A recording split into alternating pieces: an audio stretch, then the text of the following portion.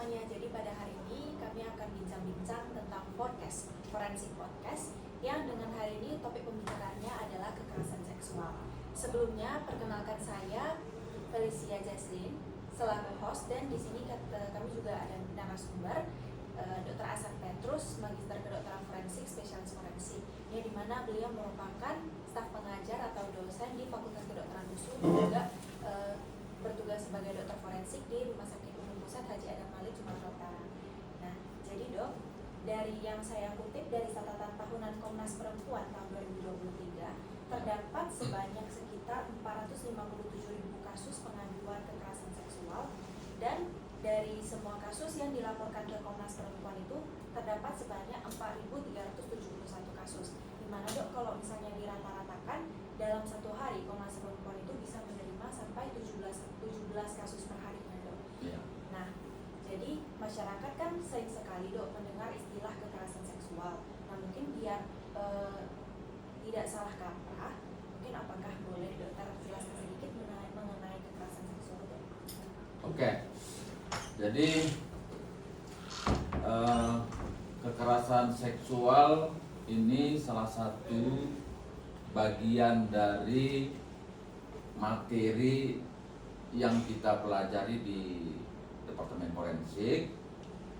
Oleh karena ini juga menyangkut satu tindak pidana, sehingga kasus-kasus yang terkait dengan kejahatan seksual itu ditanganin di Departemen Forensik.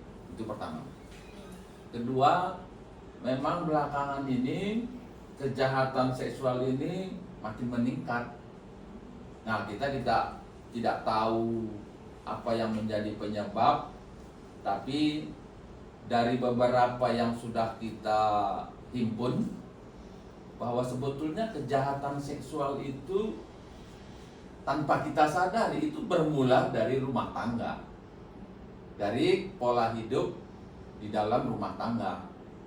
Nah, kita sudah merencanakan sebetulnya dalam hal antisipasi atau pencegahan kejahatan seksual ini dengan melakukan penyuluhan bagi masyarakat terkait dengan hal-hal yang tanpa kita sadari sudah menjadi satu kebiasaan dalam kehidupan rumah tangga, yang sebetulnya adalah itu pemicu dari kejahatan seksual ini di luar. Nah, itu yang kedua. Nah, yang ketiga, kejahatan seksual ini ya tentu kejahatan yang terkait dengan alat kelamin, ya, alat kelamin. Nah, beberapa bagian mulai dari perselingkuhan, dan perselingkuhan itu ya tentu dengan terkait dengan perkawinan, juga termasuk pemerkosaan dan percabulan. Nah, kemudian ada lagi yang namanya sodomi dan lain-lain. Nah, itu juga termasuk. Nah, itu saya kira itu wilayahnya. Baik dok, berarti percabulan, pemerkosaan, dan yang lain-lain itu sebenarnya dibagi-bagi lagi ya dok ya dalam kekerasan seksual? Ya, undang-undang kita sudah mengatur kalau misalnya perselingkuhan itu 284, kalau pemerkosaan itu 285, itu antara dewasa dengan dewasa, kemudian dengan orang yang dalam kondisi tidak berdaya 286, dengan anak kecil 287. 288 juga ada, yaitu perkawinan dengan yang istrinya itu belum layak untuk dikawin, itu juga ada. Nah, saya kira di negara kita ini tidak pernah terjadi satu kehebohan ya yang dilaporkan oleh masyarakat, yang sebetulnya di Indonesia wanita menjadi istri di bawah 5 tahun banyak sebetulnya kan, cuman nggak dilaporkan. Kenapa? Nah, karena memang kejahatan seksual ini dia delik aduan.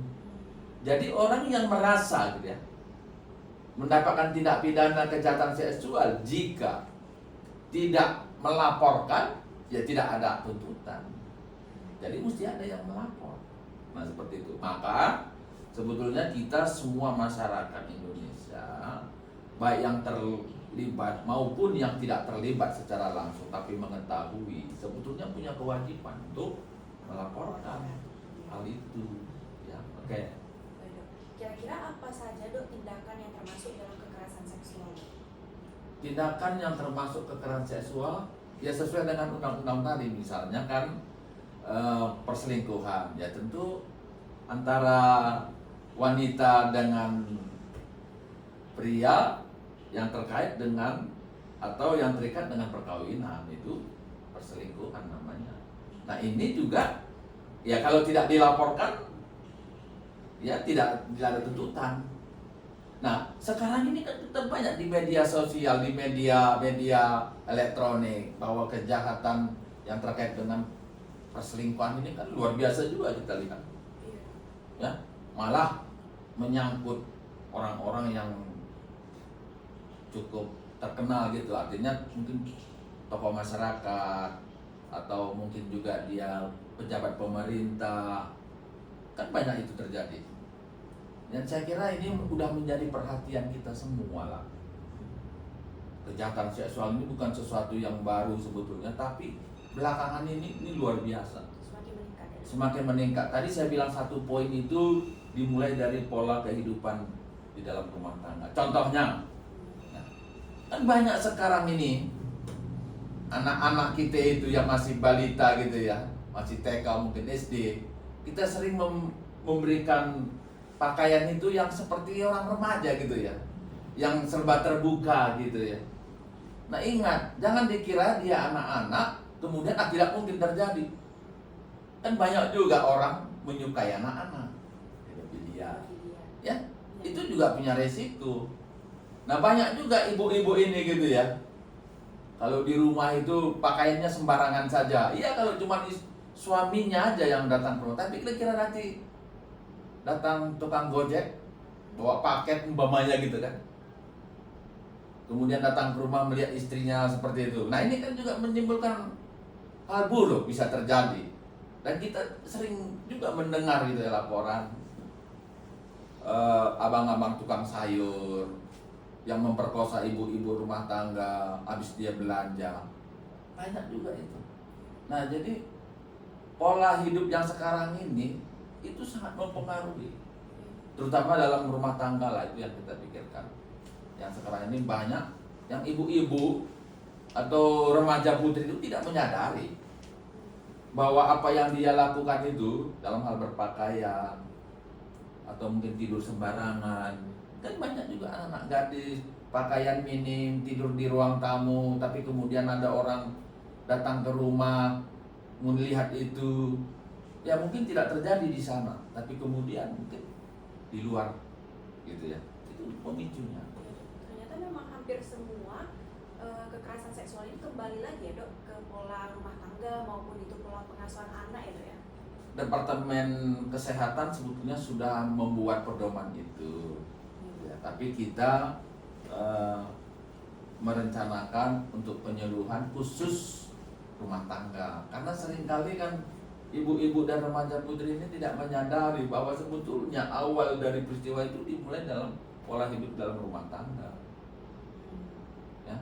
Nah itu harus hati-hati. Misalnya kan kita sering lihat, misalnya satu rumah tangga dengan suaminya di situ, mungkin suami suami yang kedua gitu ya, atau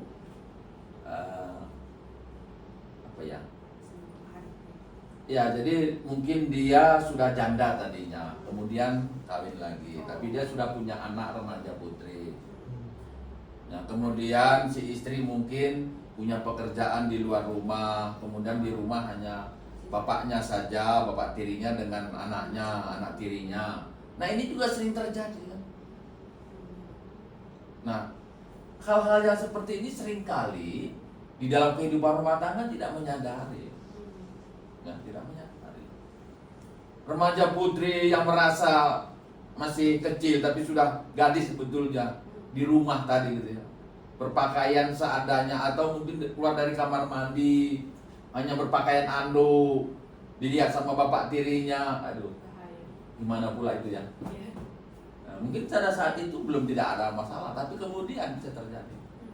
Nah seperti itu. Jadi dok, dalam peranan dokter kan pastinya adalah membantu pendidikan untuk menegakkan hukum ya dok. Ya. Nah kira-kira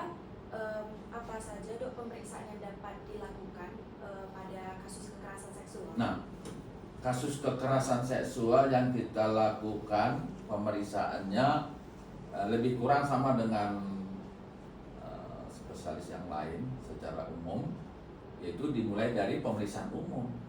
Nah, pemeriksaan umum di sini tentu kondisi dari si korban atau pasiennya.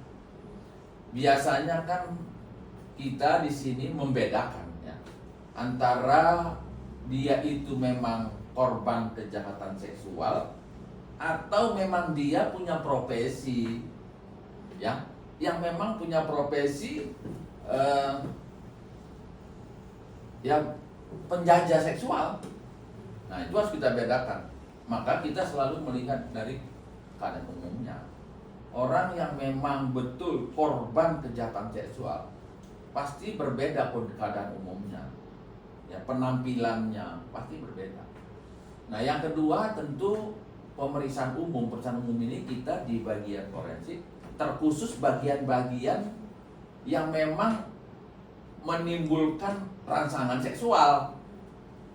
Ya, nggak mungkin lah kita lihat tumitnya gimana, nggak, bukan tumitnya ya kan.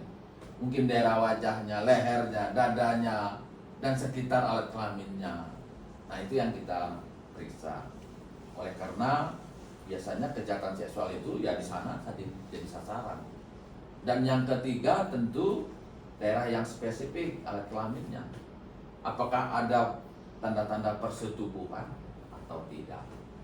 Nah, tanda-tanda persetubuhan yang kita gali di sini adalah adanya sperma di sana. Maka ya saya sampaikan dalam video ini, siapapun Anda laki-laki yang melakukan kejahatan seksual ada persetubuhan pasti akan ketemu, karena itu alat buktinya yang tidak bisa dipungkiri nanti.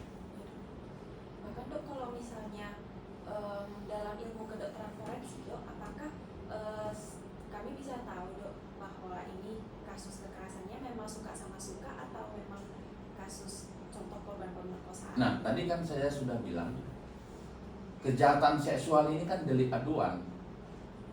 Delik aduan itu kalau dia melakukannya suka sama suka ya pasti tidak mengadu. Dan hal yang seperti itu tidak akan sampai di departemen kita ini. Karena hanya yang ada pengaduan. Jadi kalau misalnya tidak ada pengaduan ya tidak akan ada tuntutan. Nah, sehingga ini yang menjadi dilema, dan undang-undang ini memang mungkin akan perlu direvisi. Salah satu yang terjadi kejahatan seksual itu yang sekarang ini juga jadi, ya sebenarnya bukan sekarang ya, udah lama juga, di lingkungan kampus. Ya, kejahatan seksual di lingkungan kampus, baik antara mahasiswa maupun mahasiswi dengan dosennya, kan itu sudah pernah terjadi ya, apalagi di Sumatera Utara. Nah, ini juga pernah diangkat gitu ya, bahwa ini harus diputuskan gitu ya, tapi sulit. Kenapa? Karena yang namanya yang sudah dewasa, senang sama senang, tidak ada pengaduan, nggak bisa dituntut. Ya nggak bisa dituntut, kalau nggak ada pengaduan kan nggak bisa dituntut. Dan ini sulit untuk diberantas kalau memang kita anggap itu sesuatu yang tidak bermoral. Maka perlu undang-undang itu direvisi terkait dengan hal itu. Ya. Karena dua remaja atau dua orang dewasa yang melakukan persetubuhan senang sama senang tidak ada tuntutan. Undang-undang KUHP itu tidak menjerat hukuman terhadap orang ini. Ya, kecuali kalau ada pengaduan. Nah, sama seperti suami A istri dengan istri orang, kan harus ada pengaduan baru bisa. Kalau nggak bisa, pengaduan dari ya pasangannya lah mungkin. Nah, seperti itu. Berarti dok, kesimpulan dari bincangan hari ini bahwa kekerasan seksual itu selalu dimulai dari laporan ya dok ya? Ya. Dari laporan, kemudian apapun itu kejadiannya, tadi sudah dipesankan sama Dr. Asam Petrus bagi para penonton video bahwa kejadian kekerasan seksual ini tidak bisa dipungkiri ya dok ya, sangat luas dan kejadiannya udah sangat